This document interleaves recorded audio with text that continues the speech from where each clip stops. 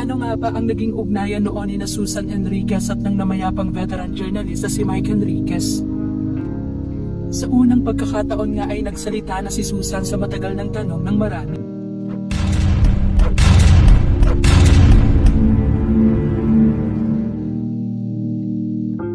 Isa si Susan sa labis na nagluluksa sa pagpanaw ng batikang news anchor. Nang mag-guest si Susan kasama pa ang ilang GMA Integrated News reporters na sina Rafi Tima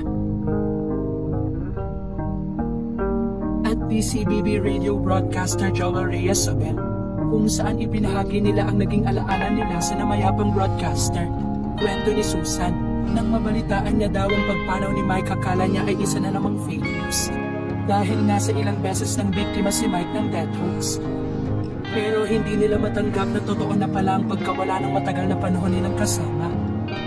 Ngunit sa interview ni Susan sa PEP, ibinahagi niya kung ano nga ba ang totoong namagitan sa kanila ni Mike.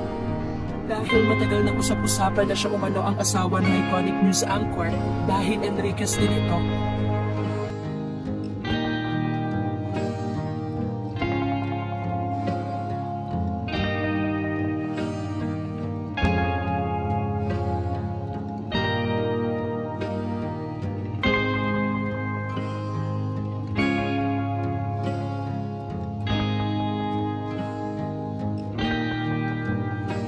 Pero sadyang magkaapelyido lang daw sila.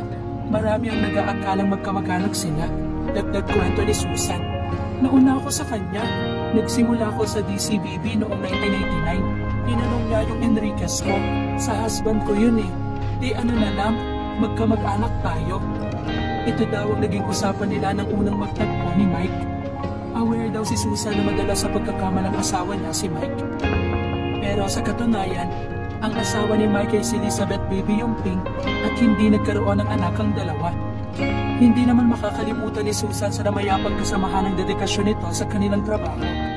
Hanggang sa ngayon ay wala pang detalye ang naulilang pamilya ni Mike sa magiging burol nito, maging sa tunay na rason ng pagkawala ng nag-iisang Mike Enriquez.